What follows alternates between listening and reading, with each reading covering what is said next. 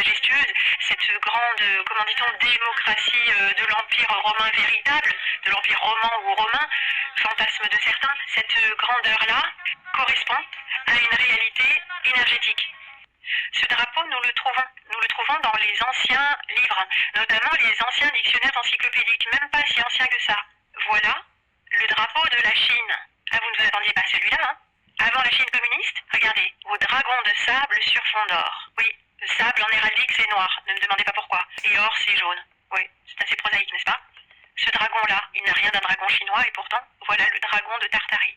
Mais même pas, parce que le dragon du drapeau de Tartarie, c'est le dragon du drapeau de l'empereur de Tartarie. Voilà ce qu'on nous dit. Le drapeau de la Tartarie, lui, représente une chouette. Une chouette, ça vous dit quelque chose? Un hibou, une chouette, le Bohemian Club? La chouette de la sagesse, l'animal d'Athéna, la chouette qui est plus ou moins représentée sur le plan de Washington, justement, cette chouette oiseau de mauvais augure. Quel drapeau allons-nous choisir? Le drapeau du peuple de Tartarie ou le drapeau de l'empereur? Parce qu'il y a une différence. Reparlons de cette civilisation de Tartarie. Cette civilisation qui ne doit rien aux Tartares ni aux Tatars, mais est le nom de code d'une civilisation avancée technologiquement, architecturalement, artistiquement, urbanistiquement très avancée, répandue sur l'ensemble du globe, de la planète ou de la planitude, allez savoir, répandue, ou plutôt constituant une seule et unique civilisation. Un ordre mondial, un gouvernement mondial. Voici le fleuron de la civilisation. Tartarienne détruite, tartarienne actuelle, tartarienne des maîtres. Quant à l'habitat traditionnel des peuples, il a été lui aussi éradiqué, mais avec beaucoup plus de succès, dirait-on. Les petites huttes, les isbas, les habitations traditionnelles de tout type, généralement de taille modeste et arrondie, ou en bois, gravées, sculptées, peints, ne sont plus notre quotidien.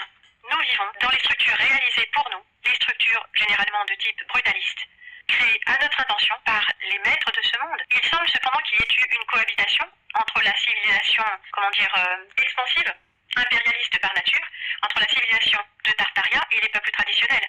Qui dit cohabitation dit en fait cohabitation temporaire. Nous allons explorer, ou plutôt survoler Astana. Astana, ça vous dit quelque chose? Astana au Kazakhstan? Astana est la ville moderne dédiée à Satan.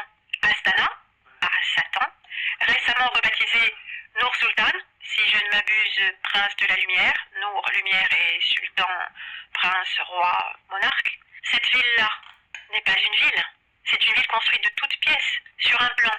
Des jardins à la française, des temples grecs, des mosquées, des colonnes et structures façon vélum, tout ce qu'il y a de plus moderne. Une curieuse colonne qui ressemble au trophée de la FIFA, là, de la Coupe du Monde, avec sa boule qui trône au-dessus de quelque chose d'un peu, comment appelle-t-on ces structures, hélicoïdales.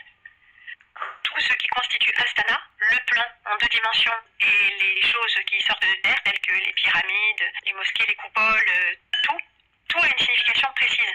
Ce n'est pas une ville pour les gens, ce n'est pas une ville qui est faite pour être habitée, à l'instar de la ville idéale de Piero della Francesca.